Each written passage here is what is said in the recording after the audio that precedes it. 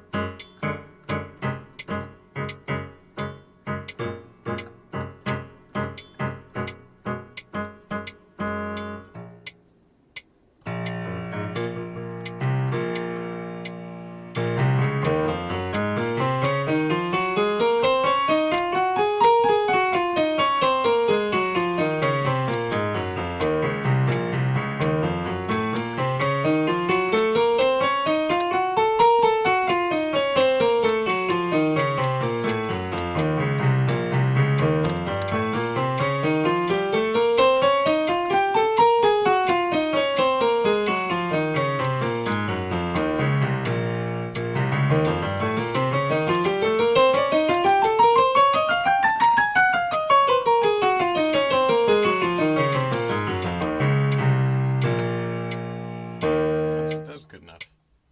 I am closing my eyes now, so.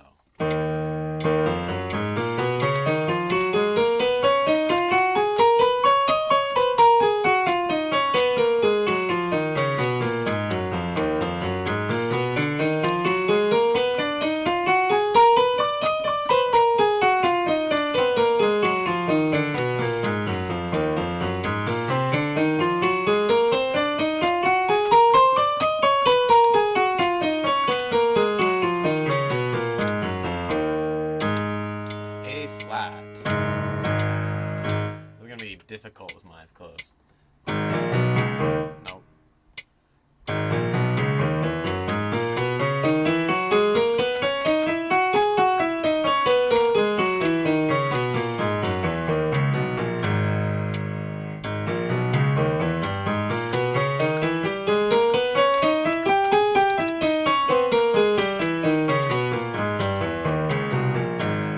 That wasn't too bad. Let me try it again.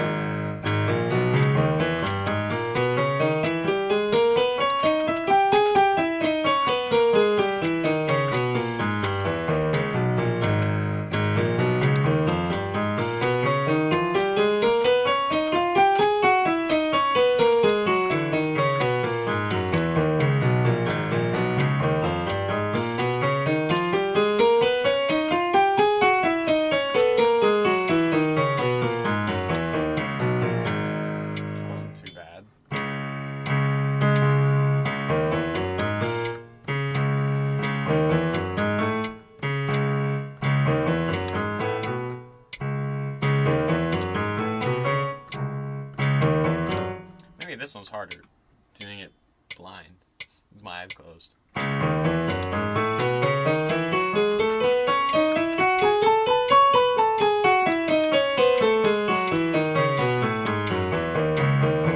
Let's try it again.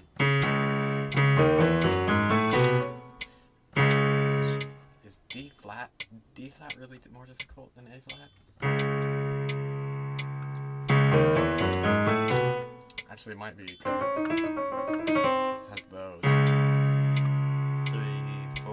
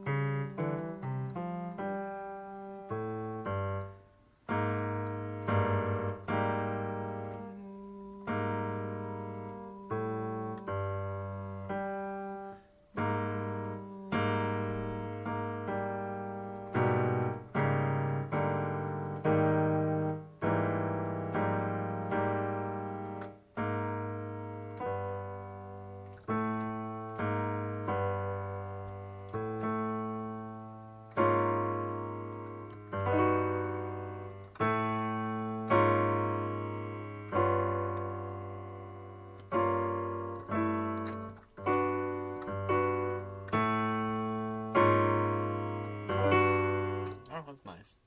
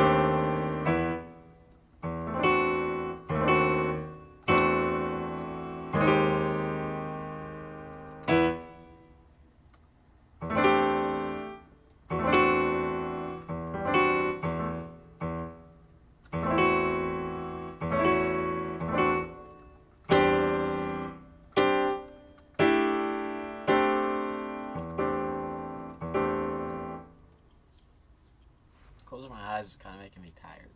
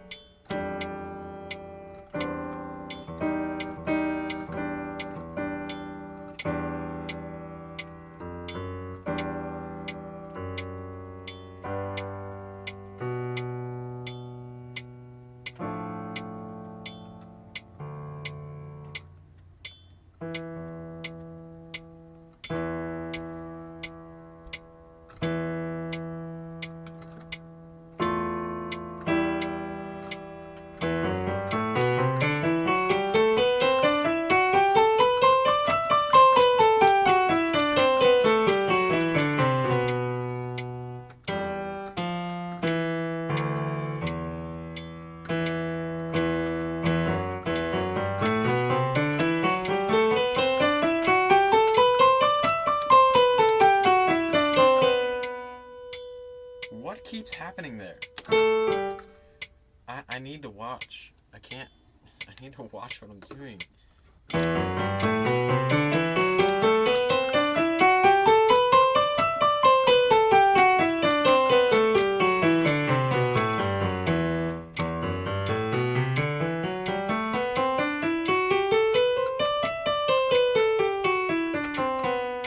That's what I keep doing.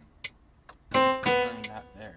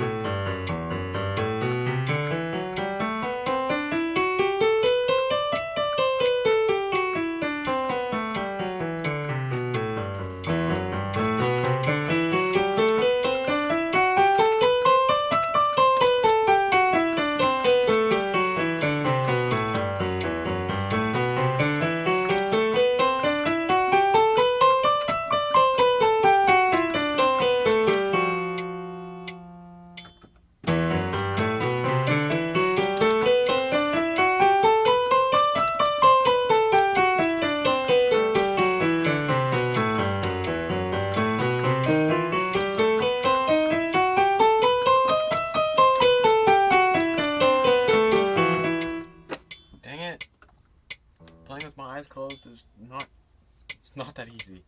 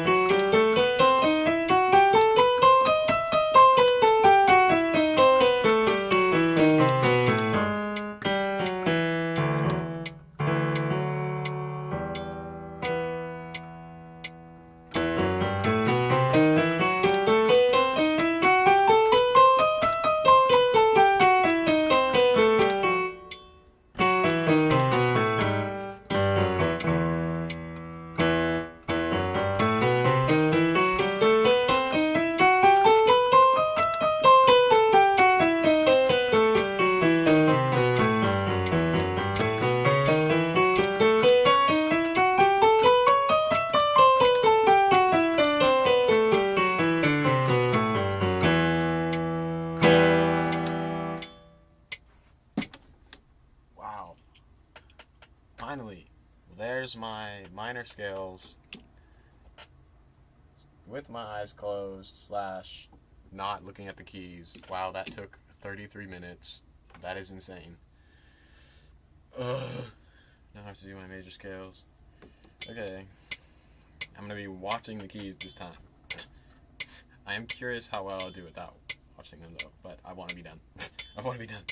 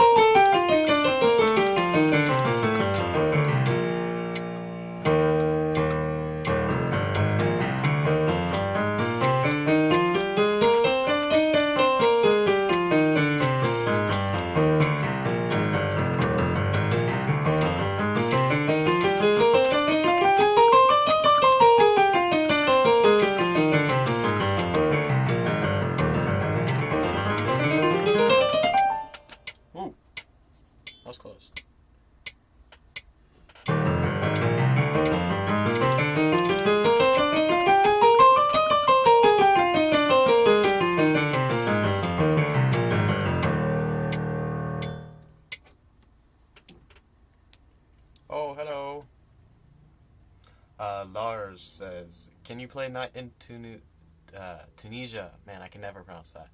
Night in Tunisia by Jesus Molina. No, I cannot. I'm very sorry. I'm very sorry. It is one of my favorite ones, though. It's like...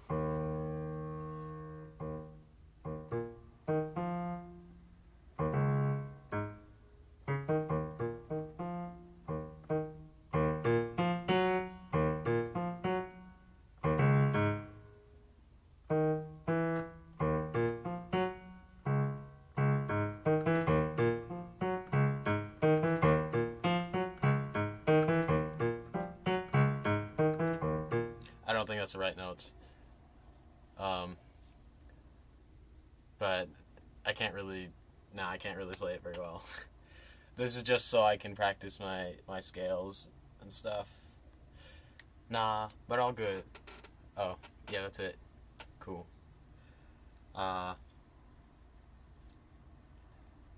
Anyways, I'm gonna go back to the grinding out the scales. No! Okay. I don't know what that was.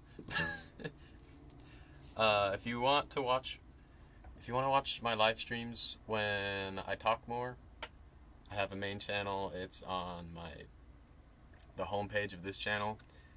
I've only streamed there once so far, but I'm gonna stream there more often. So if you want to see me talking and like interacting with people, then it would be over there. But this channel is for just practicing and stuff. So back to that grind.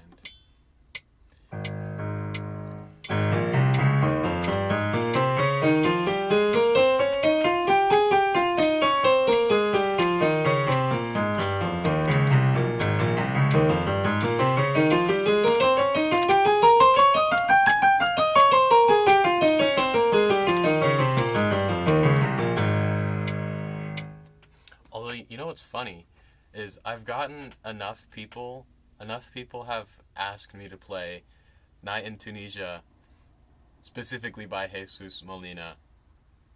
I mean, I guess that's like the most well-known version at this point, but I've been asked that several times by people. At this point, I should just learn it so that when somebody asks, hey, can you play this? Then I can actually like play it. Never thought about just like, oh yeah, I might as well just learn it. But oh really, lol. Yeah, I know, it's crazy. Like, I think it's partially because like on past streams I would play kind of like out there kind of chords and stuff that are like that kind of sound like his sound. The polyrhythm is absolutely brutal. Yeah, it is. But I think like on past live streams, I'd play stuff like this that kind of sounds like his style. How did I play it?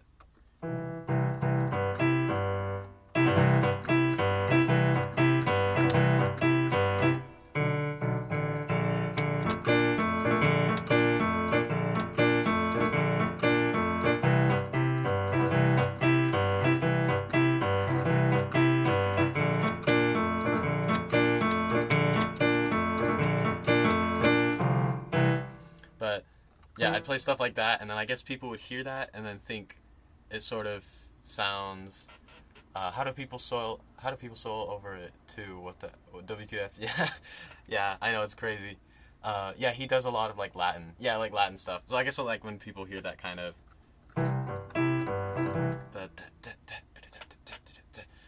I guess when people hear that, they think Jesus Molina, especially like the faster stuff. So I also love polyrhythms too. So if you just want to play like a major 7th chord like I was playing, and then you split it up in polyrhythms like.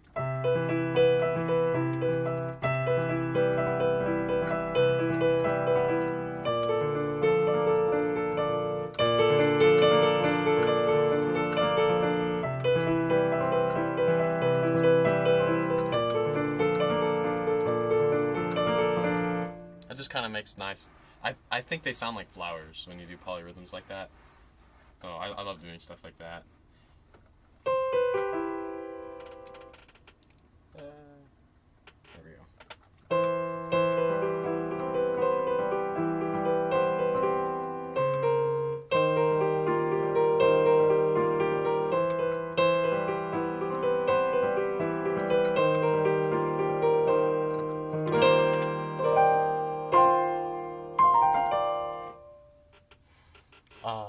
long have you been playing for?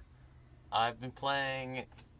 It doesn't feel real to me, but I think 8 years. I started learning piano in 7th grade, and I've been out of high school for a year and a half, so I don't know, you could do the math. But yeah, like 7 or 8 years. Really doesn't feel like it, because like half of that time I wasn't really practicing regularly. I've never really practiced regularly up until like very recently, which has been the point of these live streams, is to get me to practice regularly. But the main way I learned piano is just sitting at the piano and just kind of noodling. That's what my music teacher would call it. Is you just kind of sit and you just play whatever, just for fun. She'd always get annoyed when I would supposed to be practicing one thing and then I just play whatever. But I genuinely think that's how I actually developed an ear for improvising. I don't know how to improvise in a jazz style. That's something I'm working on. I'm trying to learn. But I generally can fit into most musical contexts and make something that sounds good. It might not be impressive. It might not be fantastic or whatever, but I at least have the ear for it. So, and I think mostly that was developed from just kind of sitting at the piano and just playing whatever. But yeah, it doesn't feel like I've been playing for 8 years. I've been learning music, technically, since I was in 5th grade, which add like another 2 years to that. So I've been learning music for almost 10 years now, which also doesn't feel real. But piano wasn't my first instrument, so. Oh hey, I finally made it back. What's up, Mystery? It's been a minute. It's been a while. But now people are hopping in and talking, but I was gonna get back to practicing. No. I do like talking. It's fun. But trying to divide the purposes of the different streams. But yeah, it's nice to see you in the stream again. That's cool. I was just kind of yapping about how long I've been playing piano, and it doesn't feel like it. Doesn't feel like I've been playing for that long. Yeah, it's a shame I couldn't make it to the fun stream. Oh, that's okay. Probably not gonna do one today. Probably not tomorrow either. But I think I'll do one Monday. So, I mean, I didn't stream when I said I was going to stream. I said 9 p.m. and then I ended up not. I ended up streaming at like 11:30 p.m. So, yeah, I'll do more of those streams though, that you could make it to. I kind of just learned songs, but I know I should be practicing scales. I mean, it's okay. You don't have to learn your scales. What the scales do though is they kind of like lay a foundation so that I talk a lot about like when you tuck your thumb under like this. That's like a very fundamental technique thing that scales kind of helps your hands memorize the way that good technique feels, so that when you go and play other songs that you just want to learn for fun, your hands just naturally gravitate towards good technique. And so then if you play something that feels weird, then you can stop and ask yourself, why does that feel weird? And then because of the scales, you can identify, oh, this is why it feels weird, because normally you're supposed to do that and not like, I don't know. But that's one of the main purposes for scales, and it also teaches you like how to drop your hands and use gravity to your advantage, and then you don't need to keep your fingers in like a super arch. That's actually bad too, so you don't want to be like this, but just generally relaxed and a nice arch like this. So if you literally take your hands, you just rest them on the piano. This is generally how you should be. So it's not about like, oh, you should be practicing scales. Should. I don't know. It depends on your goals with piano. If you just want to have fun, you don't have to. But if you want learning songs to get easier, then if you want learning songs to get easier, then learning scales can be helpful. But anyways, can you play giant steps? Unironically, I actually can a little bit. Not very well, mind you, but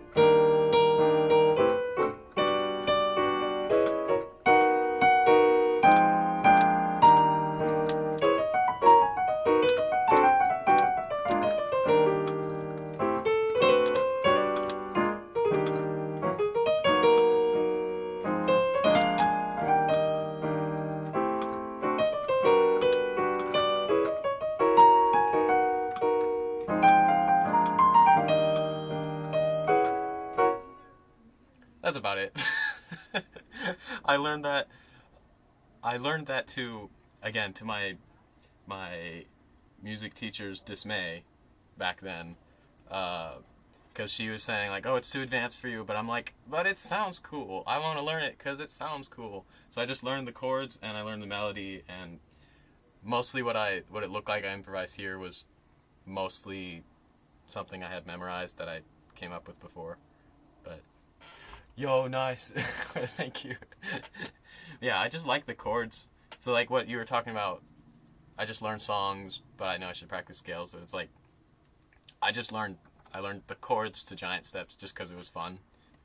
So staying inspired with music is really important. So if learning the chords to giant steps helps you stay inspired, then go for it. Because that's what I would tell my past self, is to not feel bad about it. Just because my music teacher was telling me I shouldn't be learning it. Because then I felt bad about it, and then I would not play what I wanted to play, and not be able to bring myself to play what my teacher wanted me to play. So then I just kind of went in this weird limbo of doing none of what anybody wanted, not even what I wanted. So I still inevitably ended up like noodling and stuff on the piano, so I still was probably doing something, but because of the lack of confidence, I did way less than I probably could have been doing. Because I didn't just pick a direction. I didn't just do exactly what my teacher is saying or do exactly what I want to do. I was like in this weird in-between for a while. I have a hard time counting along to solo piano. Oh, yeah. Not sure what you mean by solo piano. Maybe I'm not picking up something. Like, just piano by itself, or solo piano. Anyways, in terms of the chord changes, do you just start on the root note of the scale each time it switches and then play chords in the key? Or I don't know how the chords would work with a song like that. In terms of the chord changes, do you just start on the root note of the scale and play chords in the key? I'm not sure what you're asking, but in terms of like how you build chords, yeah, you start to build chords from the root, right? But so that I could fit it in one hand, because normally the way you would play giant steps would be like you'd have a band or like a trio. So just playing these chords, I'm not always playing the root, because if you're thinking about in like a band setting, you'd have a bass player playing the root notes. So some of these are inversions, like this one this is root position, so you got the root here. But then this one, it's actually, the root is a D, not the lowest note there. But if I was a better pianist, I would maybe do something like...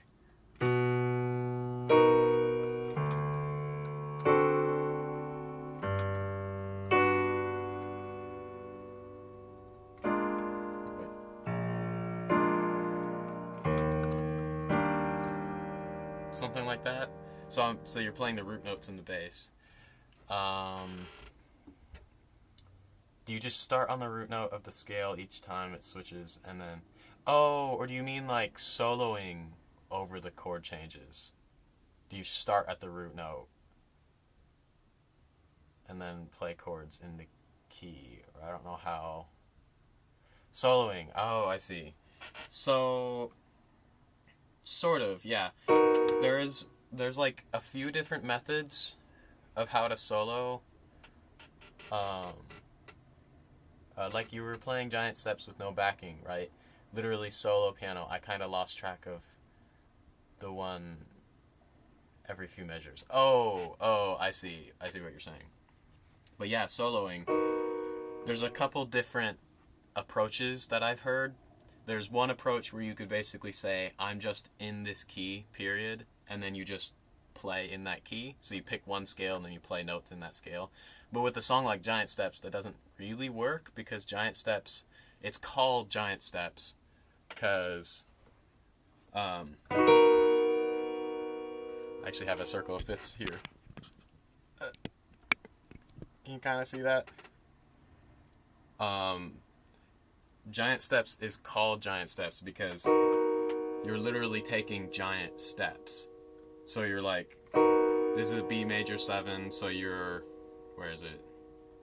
Where's B? Oh, so you're here, and then D dominant 7. You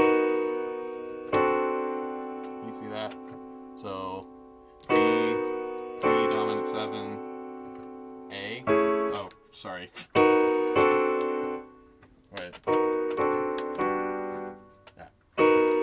So B, D dominant 7, G major 7. So that was kind of a 2-5-1, sort of.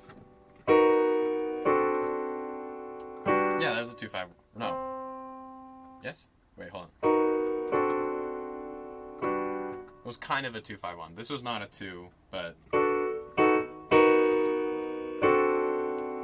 D and then to a 1. So this is sort of like your first key. That's what I was getting to. So this is like your first key that you're in. Is like the key of G. But then he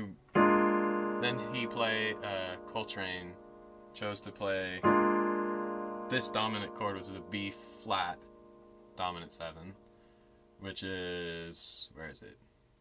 Here. So we were here, and then we went to there, and then now we're resolving to E flat. So we literally took this giant step from here over to here, right? So I'm not like super clear on how it all works, but basically the song is sort of in 3 different keys at once. And so when you're soloing over the first part, I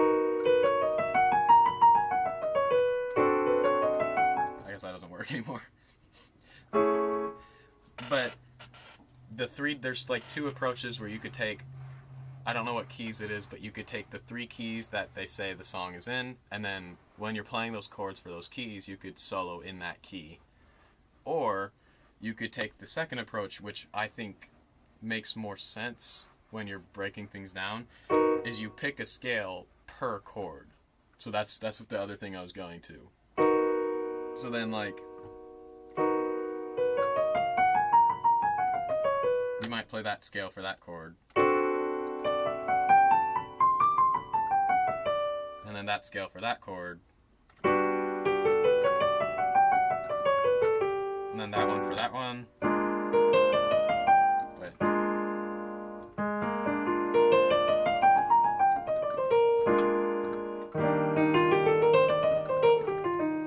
That's another approach, is you just change the scale per chord. So, or I guess this would be the first approach. You pick the key that you're playing in, and then you just add the notes in the chord that are not in the key as like notes you can also play to. So, I don't know. It's a little confusing. Wait, so for example, when it's in B flat, would you play the B flat scale? Same thing with G major / minor, or is it more complex than that? It's a little bit more complex than that. So you would like mostly because you're not playing just straight G major or B flat major. You're playing like B major 7, and because you have this note here, you might pick a different scale, like, so a normal major scale would be, but the scale I would play over that is this. And the way I heard, oh, I guess you can't see my hands, hold on.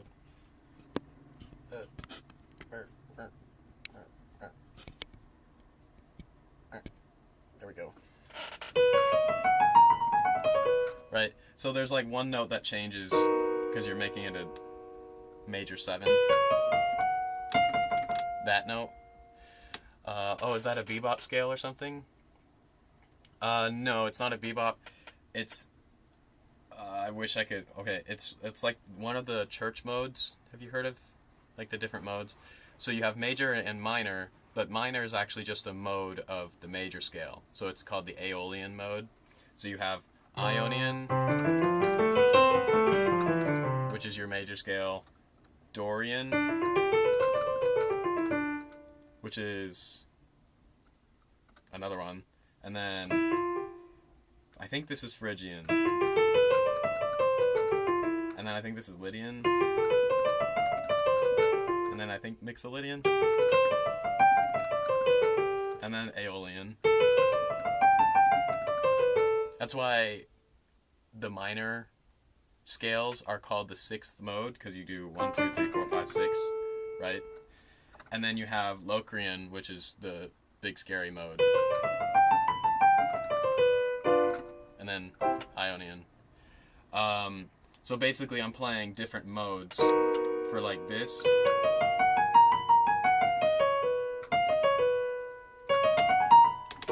I think that would be, so I'm raising the 4th. Ionian, Dorian, Phrygian. So I guess that would be the Lydian scale. So they're basically different modes. So it's a little bit more complex, but it's like same kind of idea. The way I've seen, I watched one jazz channel. I wish I remembered the name of it, but basically he explained how you can find the scales for like what scale to play over what chord. Is you take the notes in the chord and you just count a whole step up from whatever notes that you're playing, and then that's the new note that you play. So if this is your chord, the scale notes would then be this, and then what's a whole step up from it. Okay, so you have these two notes, and then a whole step up from this. So you have, so that's just a normal major scale, right? But then this note, what's a whole step up from this? So that's the one different note, right? And then same thing with the other notes. So this one, what's a whole step up from it, would be that note. This note, and then it kind of doesn't work anymore because then you're going outside the key. But that's why I chose to play this. Because this harmony fits a little bit better than this one. Or it was something like that. I'm probably totally butchering this whole explanation, but I'm sure if you like look up how to improvise or like what scale to play over what chord, you'll get a similar kind of explanation. You ever get around to trying to move the chat view over to the tablet? Not to tangent further though. I did actually figure out again how to move stuff to my tablet, but I'm not doing that right now though. But I did figure it out. Church modes, I've always heard them called Greek modes. Not sure if that's a misconception of mine. No, I think that's another name for it. You explained it better than my teacher, lol. Thanks. Oh, you're welcome. No problem. Um, Anyways, yeah, I think church modes and Greek modes, like I think those are interchangeable. I've heard it kind of called both ways. I want to say it has to do with like where it came from, and like I want to say it's related to the Byzantine Empire somehow, and that somehow that's why it was called the Greek modes or the church modes, because it was like Pope Saint Gregory or something like that, and like that's why you call them you know like Gregorian chants, like oh, like the like the Halo theme, oh, it's sort of like that. But Gregorian chants are called Gregorian chants because I think it was Pope Saint Gregory the First or something like that who did something in music. Again, I'm totally butchering this because I don't remember my history, but just look up Gregorian chants and you'll figure more out about that. But I think it was because of that that's where we got the different modes, and then I think that was why the modes were called the church modes, because they something to do. I don't know, man. I'm like totally butchering this history. Same guy as the calendar, right? The calendar? Like, did he make the calendar? I'm not actually sure. It might be the same guy. It sounds kind of similar. Probably is the same guy. Yo, you've motivated me to go play piano. I'll definitely be back for your next streams. Might come back later today even. See ya. Oh, that's cool. That's really great to hear. I love inspiring people to go practice. You got this, Lars. Hopefully I pronounced your name right. Go practice. Yeah. You got it. Woo. Normally these streams though will be me practicing. So if you want to just hang and watch me practice, maybe while you practice too, that's cool. But normally I try to practice more on these streams and talk less. Although the talking today was great. It was a nice break. But if you want to see me talking more, where I could talk more freely without needing to go practice again, if you look on this channel's homepage, you'll see my main channel, and that's where I'm going to stream more fun streams if you ever want to come back for those. But the practice streams will happen every day, just I might not always respond to people's messages in the chat. So, but it's cool hanging out today though, seeing you in the chat. So go practice. You got this. Yay. Okay. The mystery, the Gregorian calendar, surely. Yeah, actually, that sounds like the same guy. Yeah, I think that's probably the same guy. Because it was like a couple thousand years ago. There was only so many Pope Gregories, and like, yeah, I think that's the same guy. I mean, I could look it up, but I wanted to go practice more. So,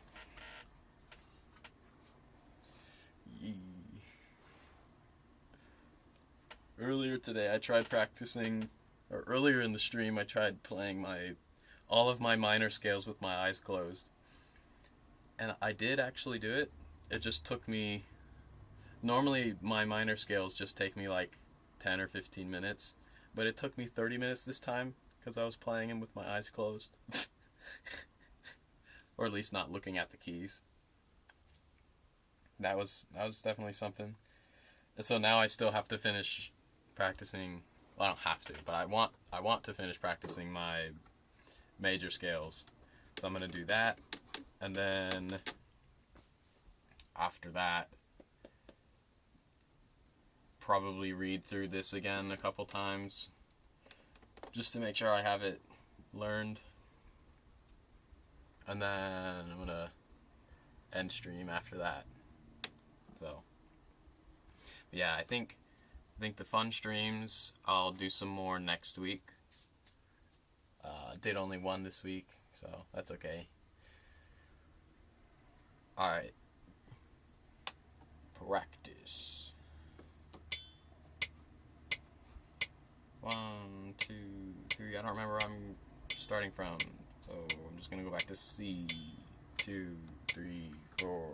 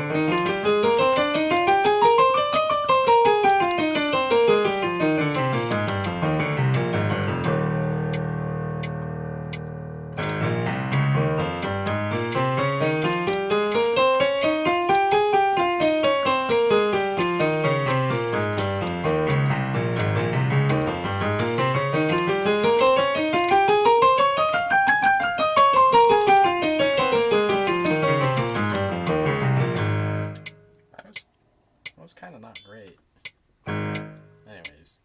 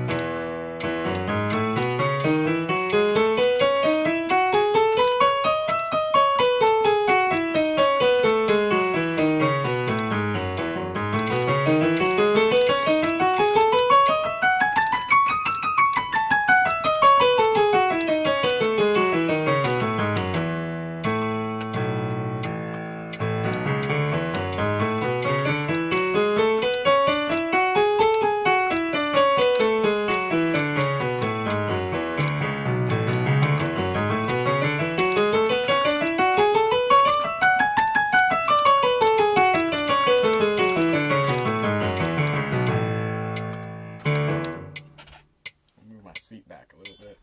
Was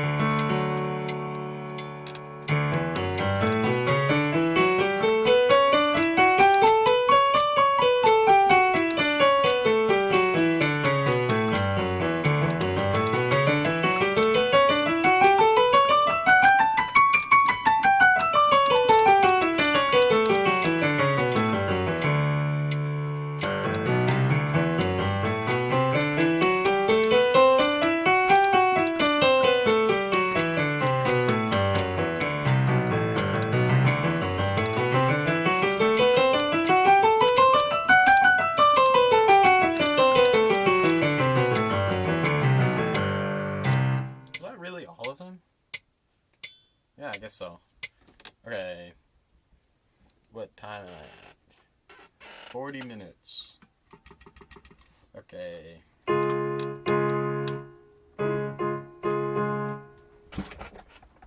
found out I like this. No.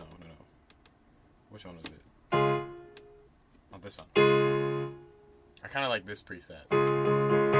It's like more, it's brighter. Which like, I like softer pianos, but sometimes bright piano sounds are fun too. Okay.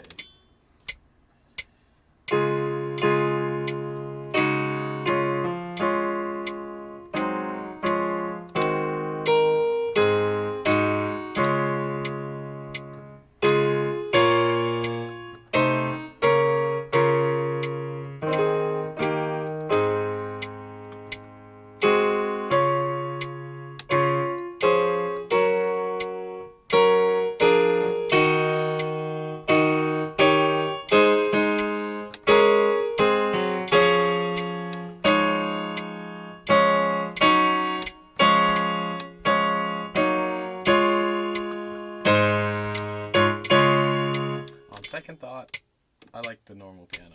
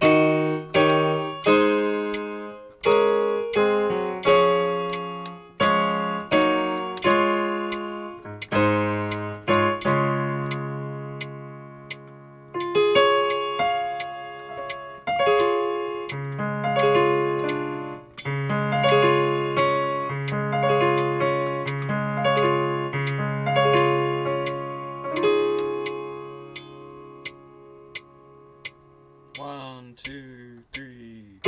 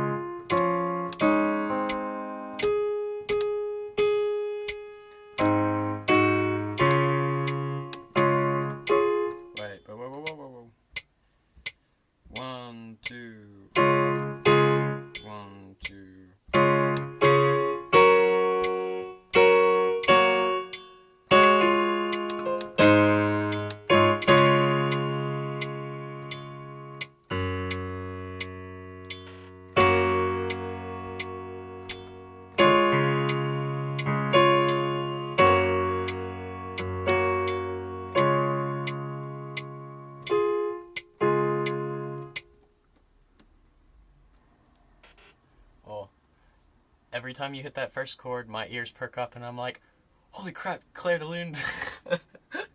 I know, it's the same. Yeah, it's the same.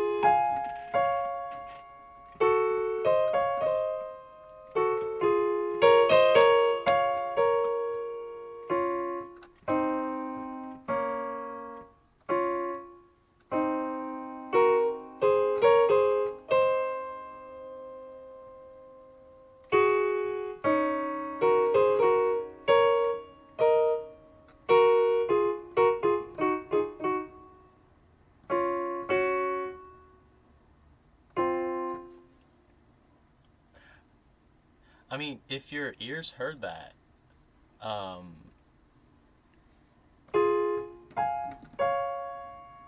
there is a chance you might be able to do what I did, and like I don't have perfect pitch, but I'm able to almost like pretend like I have perfect pitch.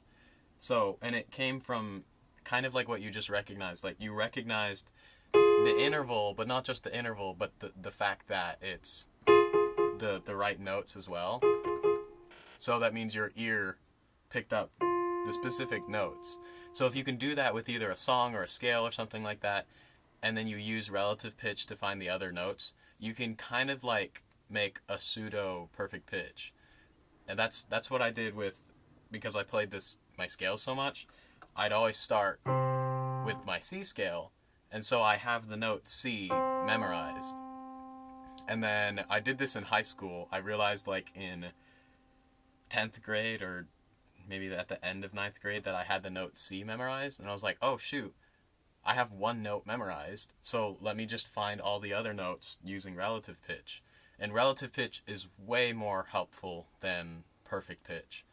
But it's kind of like I got the best of both worlds in that I was able to memorize one note so that if I have to, I can like tune a guitar or something like that without a reference.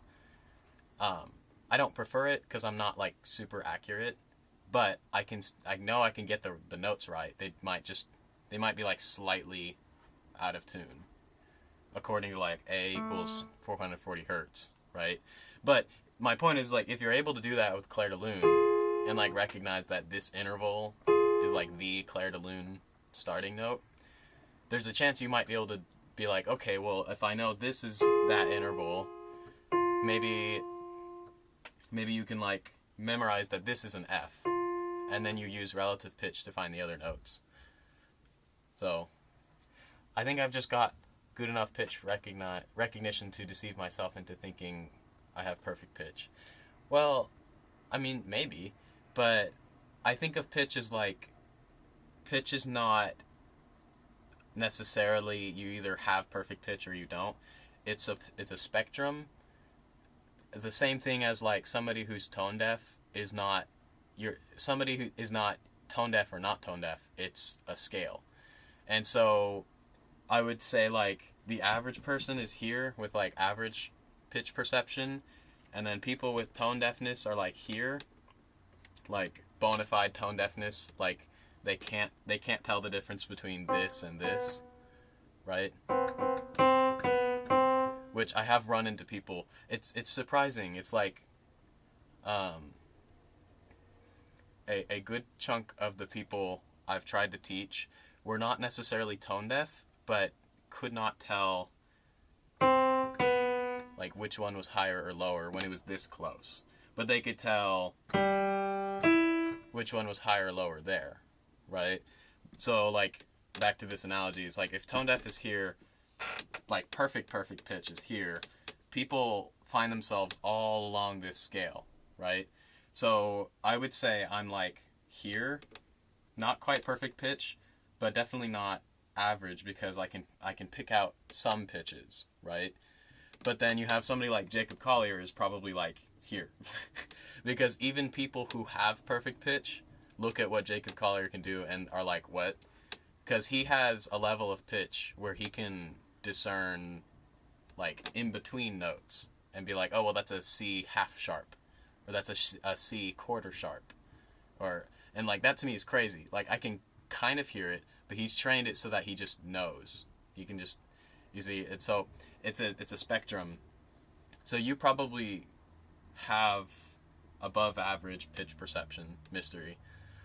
Um, Now it's just a matter of like focusing in on it, and like training it, which is the main thing with that is relative pitch. Relative pitch is the big thing. So memorizing like this is a fourth, this is a fifth, and then like that's a sixth, and then like that's a minor sixth, things like that. That's if you get really good at that, then if you eventually find out you can have one note memorized, then that's just your reference note that you use, right? Roberto Carlino, I think I've seen you here before. Hello. Maybe not, I'm not sure. But hello, either way. Do you have a song on Spotify? I do not. I'm sorry. I do not have any songs on Spotify. I'm probably not gonna upload anything to Spotify until I have something I'm like really proud of. Like until maybe I released like my first album or something like that, which in my mind I see that as like a couple years from now at least. But I have stuff on YouTube you could listen to if you want. So I have my main channel, which is on my homepage of this channel. It's just Music Marshall, but without the progress log part to it. I should probably just put that on my screen somewhere, like here or something. Just like little words that say this other channel or something. As well as like I'm trying to practice and not talk so much on these streams, just so that I don't have to explain it every time. But I'm just never sure where I'm at because I didn't have the music education needed until later in my life to actually name pitch. Yeah, that's typically how it goes too, because like even I technically started late, in quotation mark, if you wanted to develop perfect pitch, because the time to develop true perfect pitch, not like the pseudo perfect pitch that I have, you would need to get musical training when you're like 5 years old or younger, because that's when your brain has like peak neuroplasticity, and all the input that you get it is like wiring your brain, right? Versus after the age of 5 or so, your brain, it's basically like the language processing unit of your brain. It more or less shuts down and like picks the things that it has learned up to that point, and like that's just what you operate from, sort of. I don't know a lot about it, but that's sort of how it works. But yeah, that's why I think I don't regret it. I don't regret anything about how I learned music, but just factually speaking, if I had musical training when I was an infant or like 5 years old, I might have developed actual perfect pitch, but I'm not disappointed that I didn't, right? I'm grateful that I can like use relative pitch and name a pitch at all. But even if you can't name any pitches, it's not like you'd be a bad musician. There are so many amazing musicians who don't have any kind of pitch naming ability. It's not quite a party trick. It can be helpful, but it's definitely not more important than relative pitch. Relative pitch is something you can train. Even at any age, you can train relative pitch. So, I missed some of your messages. Honestly, dude, that's how I feel about my YouTube channel, which is why I was quiet when you said, maybe you should upload stuff to your channel first. Oh. Now I'm trying to remember what you're referencing. Honestly, dude, that's what that is referencing. I should read more of what you're saying when you say it instead of yapping more. I just really like to have real recordings of stuff to upload rather than just MIDI sketches, and like I'm not entirely sure if I want to put out other content. I might make a YouTube channel though. Second channel on that. Oh, okay. Um yeah, my perspective on like uploading things is like, okay, I'll send you a video. I haven't checked Discord in a couple days, but I'll send you a video. Do you know Doug Doug, the live streamer slash like coding shenanigans Twitch streamer, something or other? He does funny things with Twitch chat. That I'm thinking I'll upload to Spotify in a few years when I get an album done. Oh, I see. Then that's how I feel about my YouTube channel, which is why I've been quiet when you said maybe you should upload. Oh, okay. Yeah, that makes sense. I can see that. I followed him, yeah. Okay. So on his Doug channel, the 3 Dougs, or it might have been the 4 Dougs. I don't remember. One of his smaller channels that he uploads like worse quality stuff to. He made like if you want to be a content creator, here's like your 1-year plan. And the gist of it was like a 40-minute video. I still 100% recommend watching it, even if you're not thinking about being a YouTuber. You should still watch it because it's just good information if you want to upload anything to YouTube at all.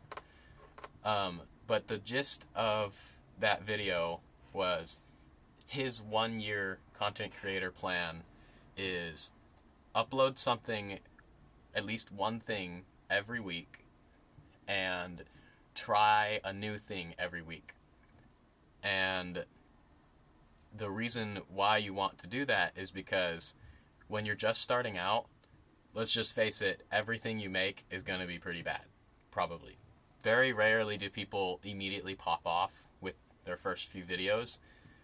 And most of the time when that happens, it's because they had some kind of training outside of YouTube. Maybe they were a video editor for somebody else, or maybe they might have just had other YouTube channels before that, or maybe they made videos when they were a kid just for fun.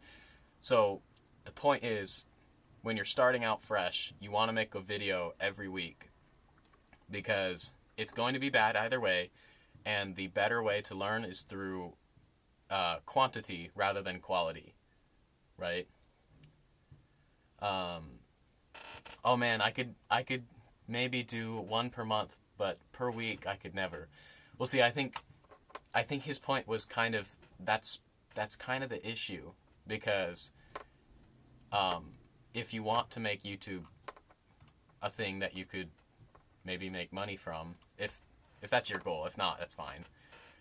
But the way to do it is by, like, it's like throwing spaghetti at a wall. Have you ever done that?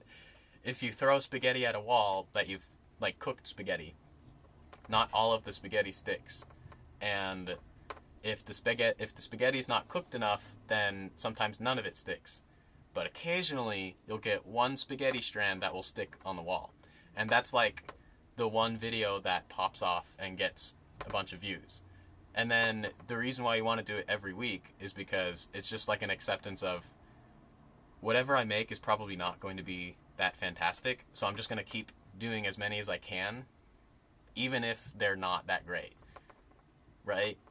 So it's the phrase quantity over quality. So I would encourage you, like, even if you think you can't make one in a week, try doing like a much smaller sketch. Like, most of I told you about like the 1,000 recordings I have, most of those are just like the size, the length of them are like this. Right? So most of them are like 5-second, 20-second ideas. Most of them aren't like minute-long things. But the fact that I kept recording things, I think, is what helped me keep learning. So even if you're uploading, like, this week I'm going to upload like a 10-second thing. It's like, at least it's something, right? And it keeps you, at least this is how it would work for me. It would keep me from overthinking it too much. and being like, oh, well, I have to fix this, I have to fix that. Because you ultimately don't know what people are going to watch, and you don't know what is going to work or not until you throw it out there, until you throw the spaghetti at the wall and see what sticks, right? For me, definitely not. I might leave my entire social media presence unmonetized if I'm able to sustain myself how I'd like to. Yeah, and that's okay. It's not for everybody, but yeah, I'm kind of yapping at this point. But I think if we wanted to do a collab, uh, just if you even had one video, that would be great. Because then I could credit you. That's the big thing, is I want to be able to credit you if we do make anything. So, yeah. I'll send you that video. Let's see. I have about, like, 18 more minutes that I wanted to practice. So, you think it could be fine if I was putting stuff on a second channel? Yeah, I think that would be fine. It's just, I have one video idea for a second channel at least. A few others maybe. Yeah, I think that would be fine. I'll just say I think you should watch that Doug video I'll send you, because I think it'll probably help you a lot, because I was in that same mindset too of like, there's ideas I have right now that I'm like, well, maybe this would work better on my second channel. Maybe I should put it here. And I mean, look at what I did. I ended up still using a second channel. So I don't think second channels are bad, but I caution you with that thinking, because you ultimately don't know what people would want to watch, unless that's not your goal. If that's not your goal, that's fine. But then, I guess, what am I trying to say? I guess I would caution you thinking that an idea that you have is only second channel worthy, when it might actually be first channel worthy or main channel worthy, but you just haven't tried it yet. And you don't know till you try, right? So, I mean, if you look at my main channel, like, the first few videos I made are pretty bad, but I'm leaving in there because, like, I don't know, I think they're fun, and, like, it just shows, like, what I tried and where I came from, I guess. But the idea is that if I make a lot more videos, then ultimately those first few videos are not what people are going to remember me for. They'll remember me for the stuff I'm making later, right?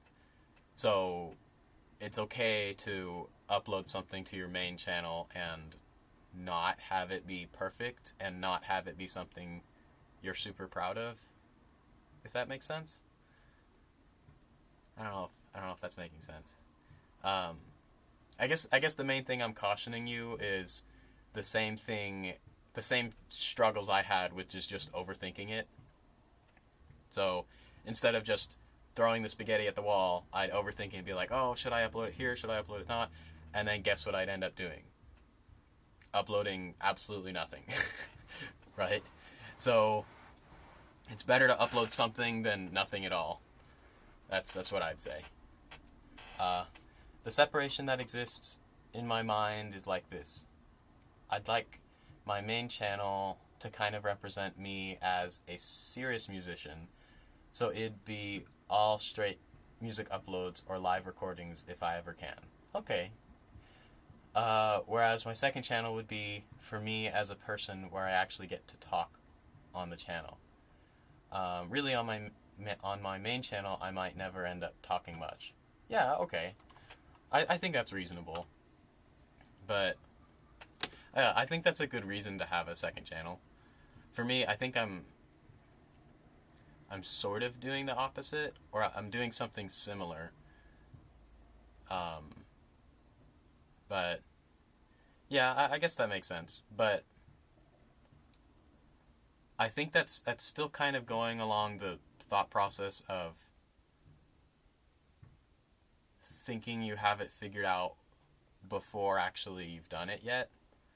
And I used to be thinking that way too, but I realized that thinking was what was keeping me from starting it all.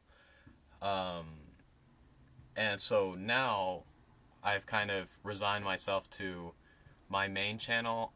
I might do talking essay videos. I have one that's sort of like that. Or I might just do fun music things, or I might do song covers, or I might do this and that, or whatever. But basically, I'm going to try a few of all of the above until I realize, okay, I think this type of video is a good fit for this channel. Rather than going into it and being like, I want this to be the theme of the channel before actually seeing if that works or not. Right? But that's not a bad idea, though. I mean, the reason I made this second channel, the Progress Log channel, is because I wanted a way to keep myself accountable with my practices without needing to worry about messing up any algorithm if I upload something that nobody wants to watch. So it's sort of like a just a creative dump, just anything and everything I want to upload to this channel, I just do. Versus the main one is stuff that I make sure I actually put a decent amount of effort into. But in terms of the theme of what I might put on my main channel, I have no idea, honestly. Like, vaguely, I know it'll probably be related to music and vaguely related to my dreams and aspirations. But if I find out a certain type of video is working, then I'll probably do more of them. I don't know if any of that is making sense. So, yeah. Anyways, we should probably call sometime, like on Discord, because like it's kind of weird just talking here and then replying to your messages when we could just call at some point. I mean, you're already hearing me talking. If you don't want to, that's fine. But if we were gonna make music together on like a collaboration at some point, I think that would make sense.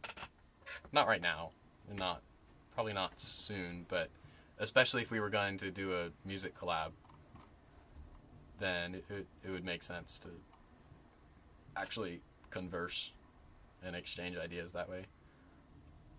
But I think it's fair. I see your point about underperforming videos on main channel. Yeah.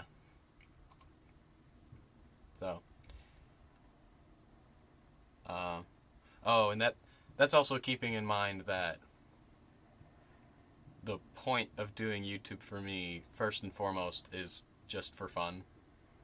And like, if I happen to make money from it, cool. If not, that's fine. I have other career options and other things I want to do. Keeping that in mind too helps me not overthink it so much, because I think the worst thing that you could do is be doing things for views right when you're starting off. Like, that's probably one of the worst things you could do, because if that's what you do, then you're probably never going to find what you actually want to make. So, nah, I'm game for sure. 90% of my online friends hear my voice pretty often, so I'm definitely not against it. Whenever you're able to hit me up, yeah, for call. But that would be for when we do like a music collab, which, again, I want to get more of my own videos out first, so I can get like a rhythm with that. And then we can talk more about that. Yeah.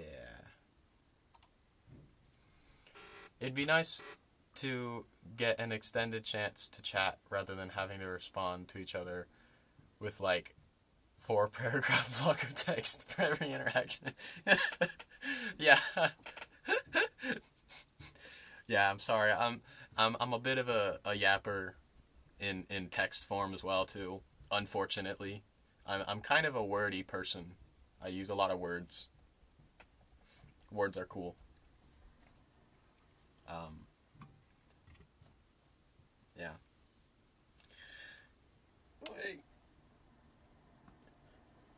All right, now that my stream tells me there's 3 people watching, I think I'm gonna go back to actually practicing. Sorry, everybody else watching. It's boring time.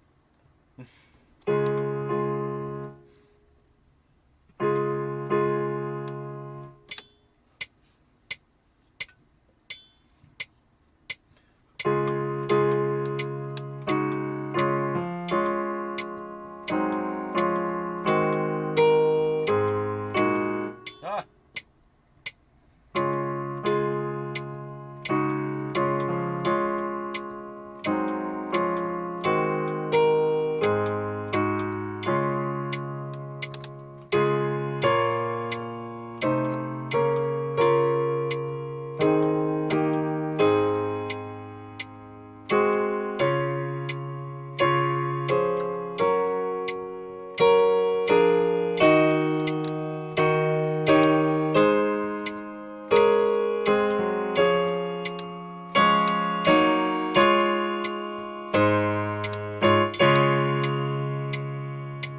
One, two.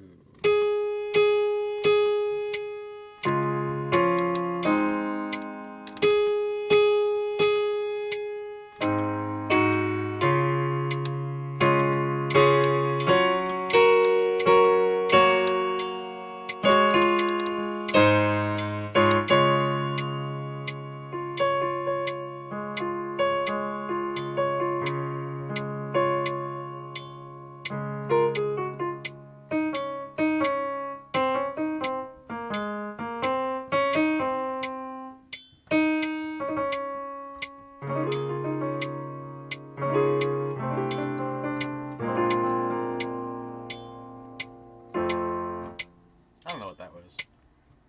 Okay.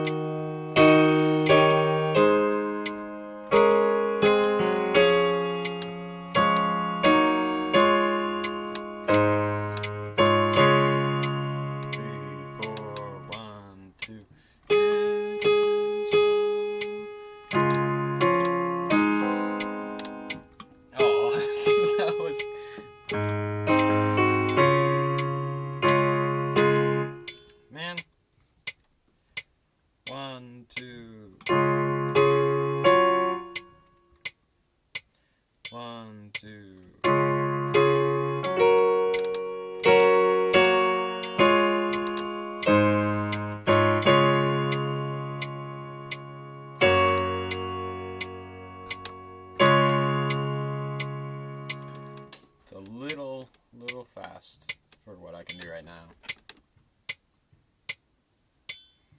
2, 3, 4.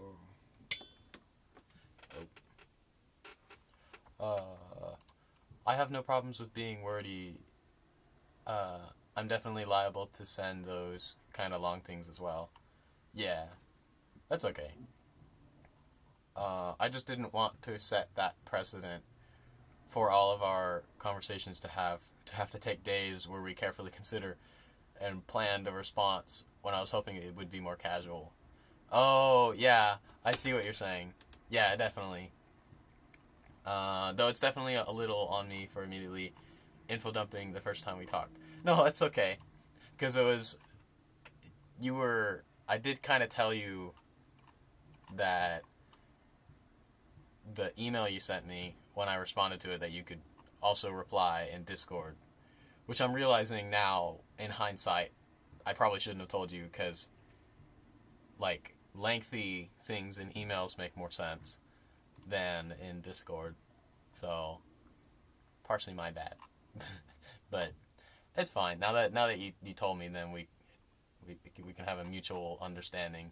But yeah, I definitely agree with you. I was kind of looking at that. I'm like, I hope we can get through the paragraphs of talking about music of introduction, so that then we can just casually talk about music. So I'm on the same page as you. So, yee.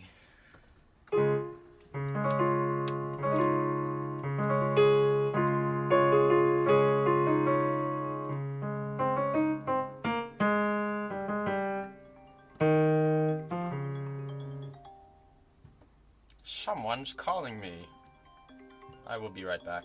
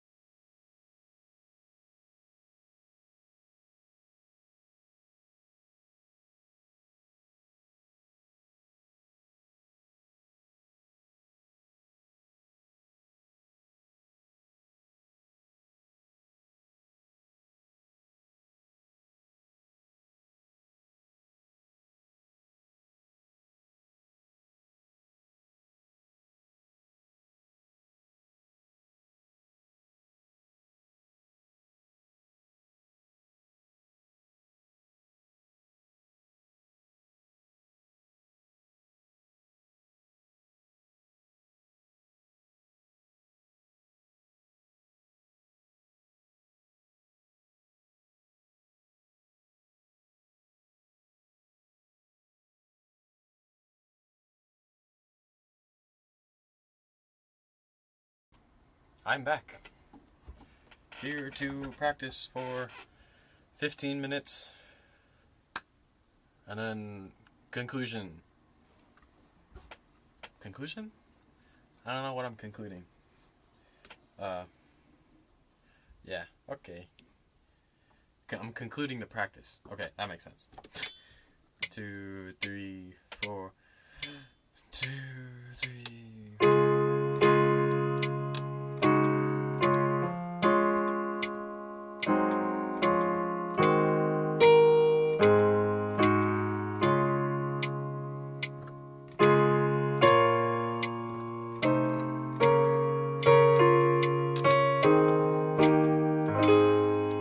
And then the world ends. It's unfortunate, but then it's true.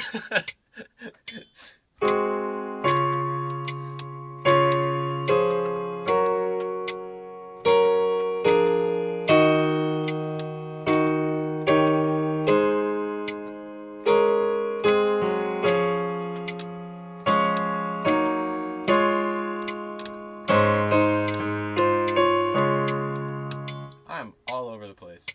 Let me try it again. 2, 3, 4.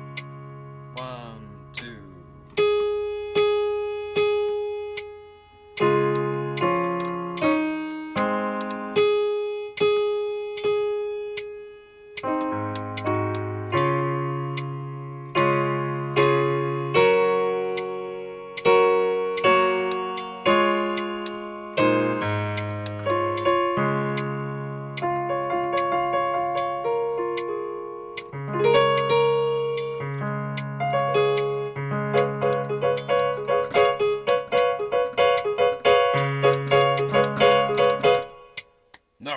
Focus! Focus!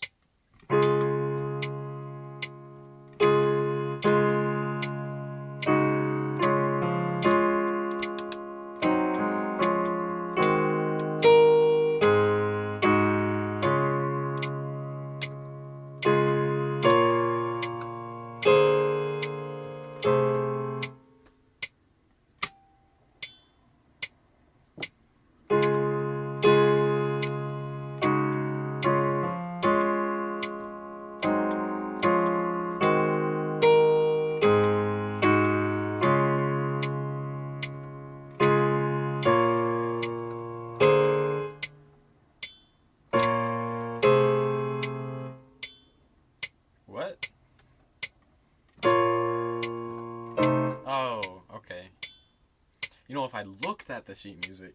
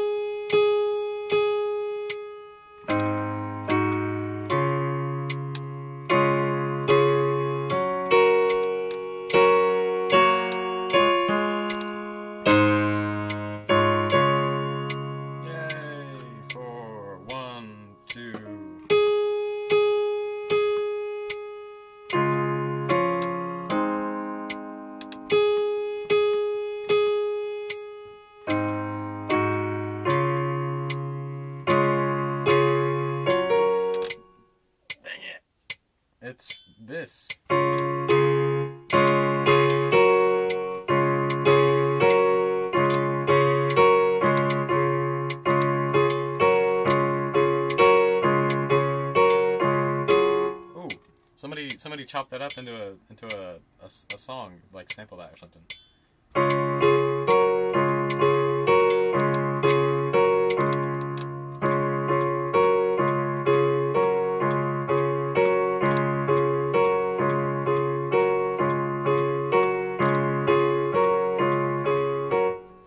I could see it working. I don't know. 2, 3, 4. 1, 2.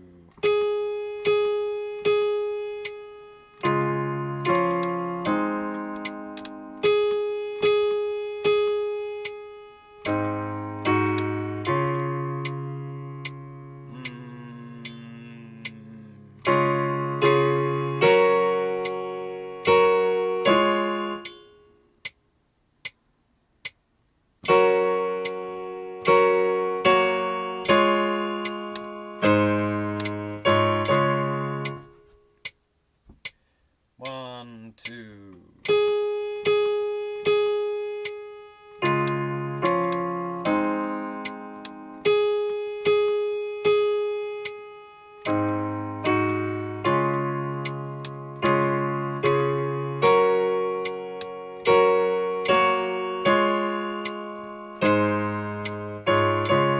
Yeah, I did it.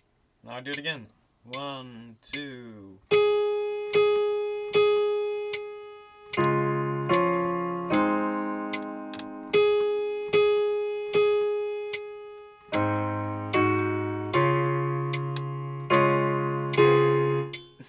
No.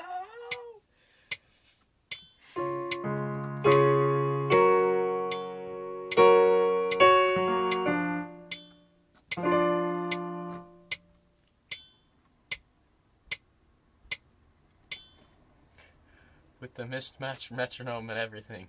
Yeah.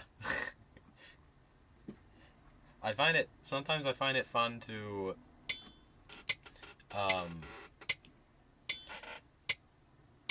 pick a rhythm outside of the metronome and play mismatched to the metronome on purpose, but be consistent in the rhythm I'm playing. Because what that then creates is that technically creates a polyrhythm. Like if you have two metronomes going at the same time but at different rates, that's a polyrhythm.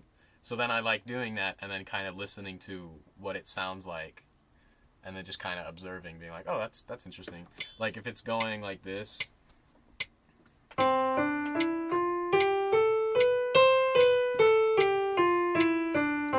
that's with the metronome. And then okay, that's just triplets. And then let me try to think.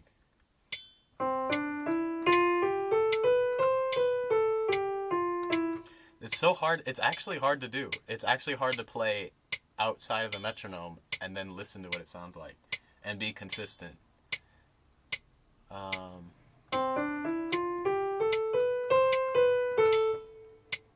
That's actually kind of hard to do.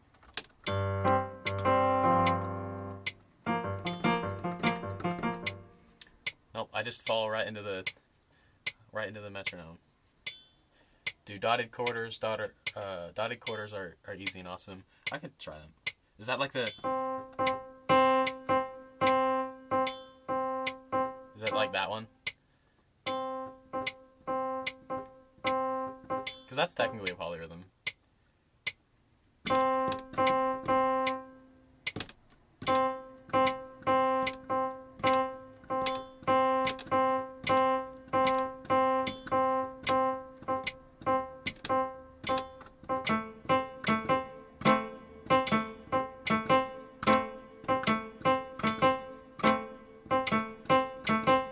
That's a. Well, now I'm outside of the metronome. A dotted quarter is just the duration of 3/8 notes. Well, it doesn't really help me if I can't visualize an eighth note.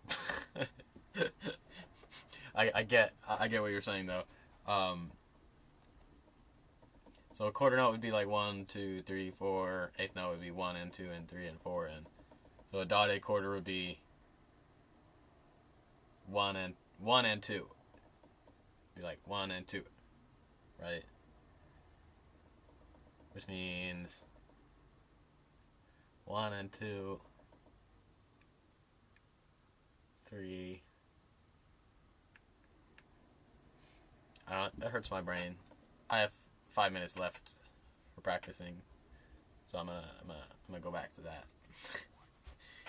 Enough distractions. We're probably at yeah, I've been live streaming for 2 hours now, and I haven't even gotten to an hour yet of practice. No! It just goes to show, I was actually thinking about this the other day. I'm like, am I gonna live stream everything I practice? And I ultimately decided no, because I don't want everything I do to be under a camera. That would be kind of difficult, and just kind of weird. Also, like I don't want to be under a camera all the time. I'd feel like I wouldn't have a life. But the other reason I'm now realizing is often the live streams go for a lot longer than I'm actually practicing. So, yeah. Put the metronome back on, then in your head just count the eighth notes, like 1, 2, 3, 1, 2, 3. And then just play every one. Those are dotted quarters. Okay, I can try that.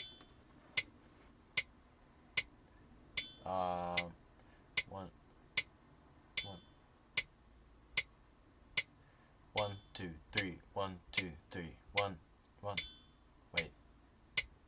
1, 2, 3, 1, 2, 3, 1, 2, 3, 1, 2, 3, 1, 2, 3, 1, 2, 3, 1, 2, 3, 1, 2,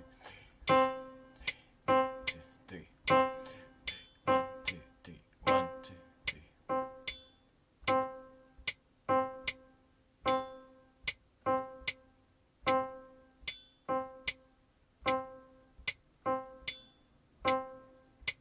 Like this?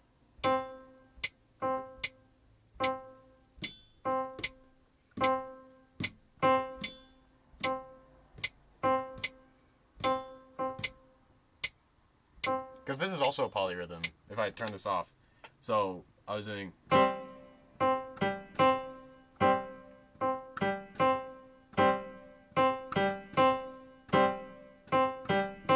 So the metronome would be doing 2, and then I would be doing 3.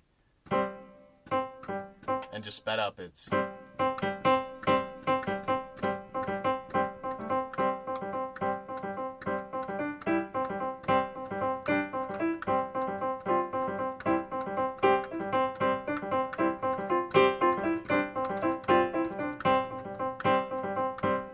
So, that's interesting. It goes to show how everything is a language, and the language of the notes is not a language I'm very good at, but I simplified it down into a language I understood, which is polyrhythms, and that allowed me to then learn what a dotted quarter note sounds like immediately, because I already knew something of a different language that was similar enough that you could translate it. So, although there is actually dotted quarters in what I was playing here, it's when I go to... So the 1, 2, 3, 4. Yeah. 1, 2, 3, 4. And I simplified it into polyrhythms. Deranged sentence. Yeah. That's what I do. The polyrhythms are simpler to me than sheet music. It is kind of funny when you say it out loud. It's a bit slow to sound too great, but at like 160 BPM it's the best. Yeah, I think I was doing it probably around then. Yeah, it does sound deranged when I simplified it into polyrhythm. That is funny. Okay, final 5 minutes. Let's go.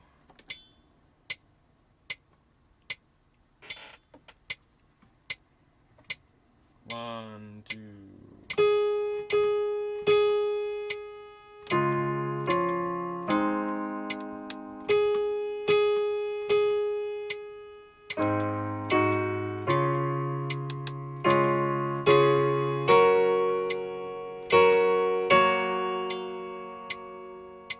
What's next?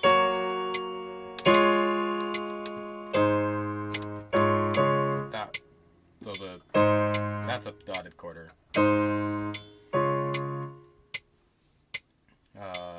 Two.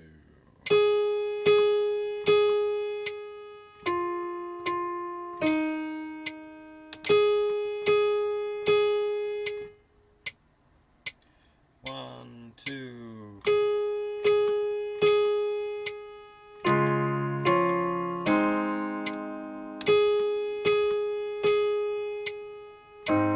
Dang it, you're supposed to hold the note down. One, two.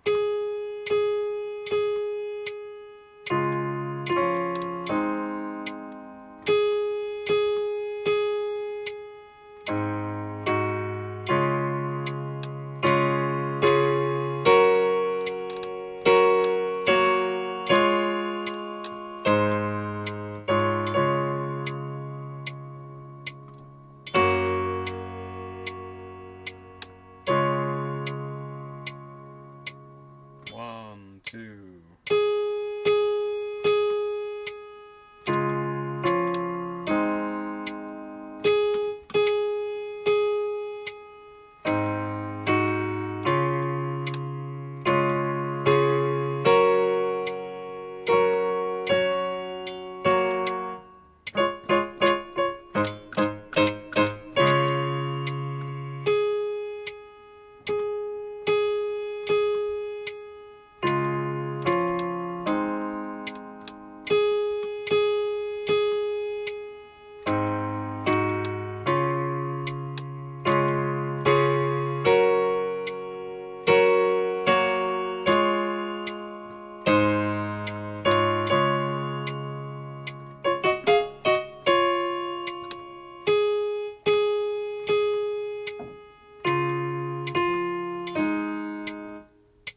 Okay.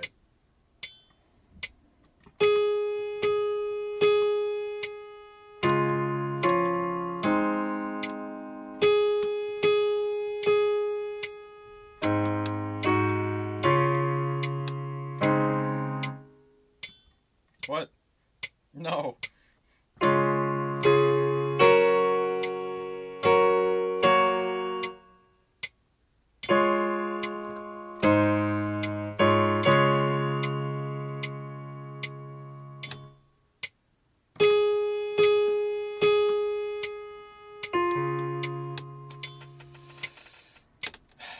I've been sitting here for 2 hours. I think I'm getting a little bit tired.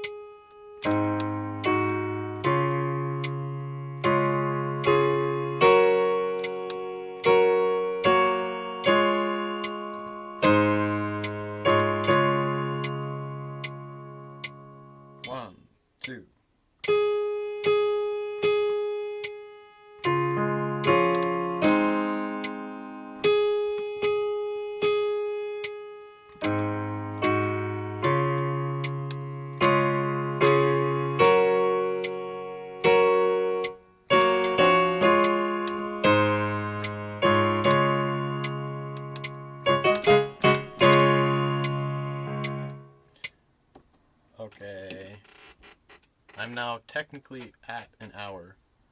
So I'm going to run through the whole thing one more time.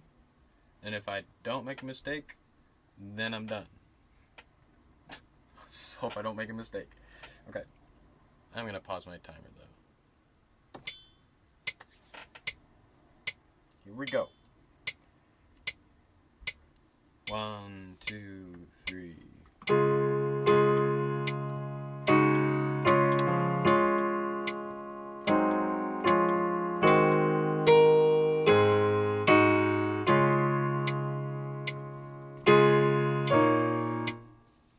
Well, that was short-lived.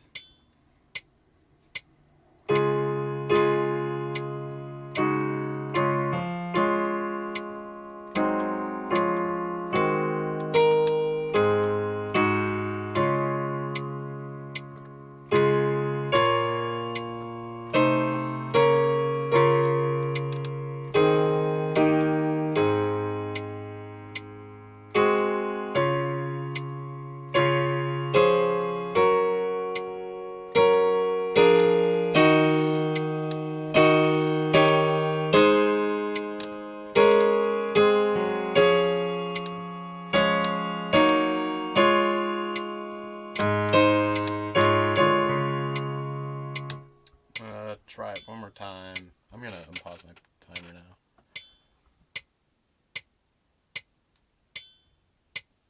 now. Oops. Well, get your will written up. Yeah. Also, I think the stream is having some issues. So, I'll just type when I end, because I don't know how delayed the stream is now. Either way, you know I'm ending soon, so, yeah. 1, 2, 3.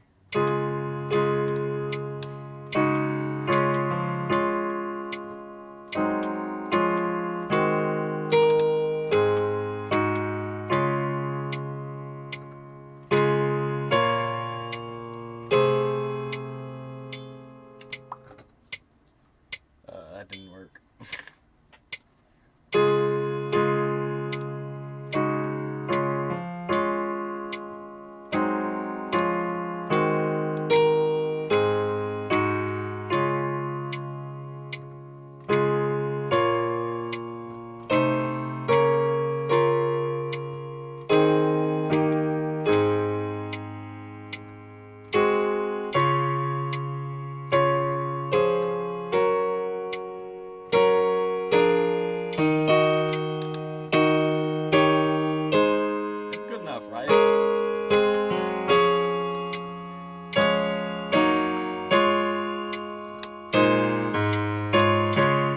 No. One more time. And then that'll be about it.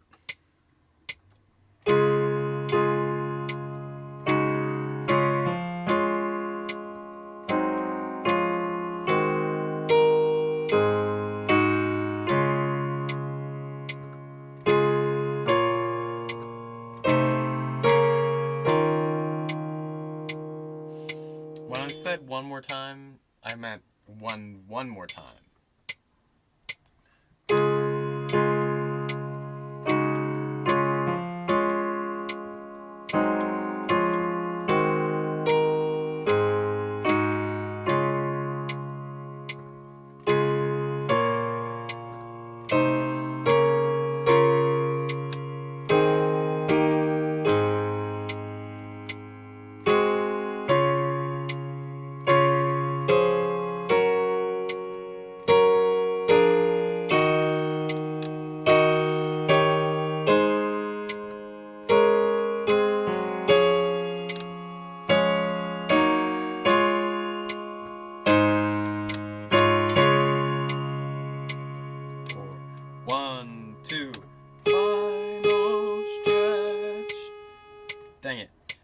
Dang it, that freaking messed me up. I was trying to make it be like, oh yeah, I'm at the final stretch, I'm almost there, without messing it up, and then trying to say it's the final stretch while playing a note totally messed me up.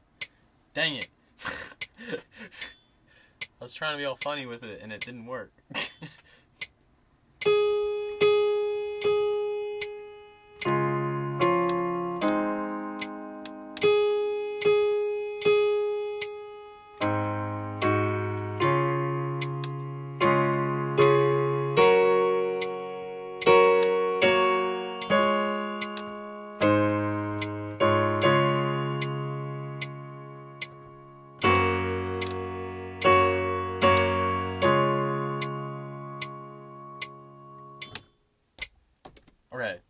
I think I am about done there, though.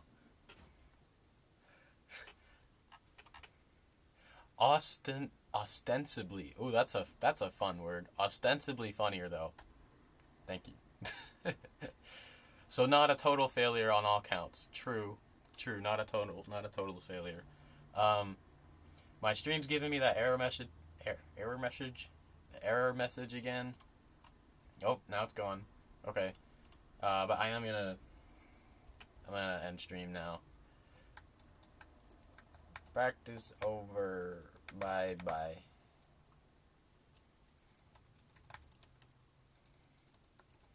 Thanks for watching.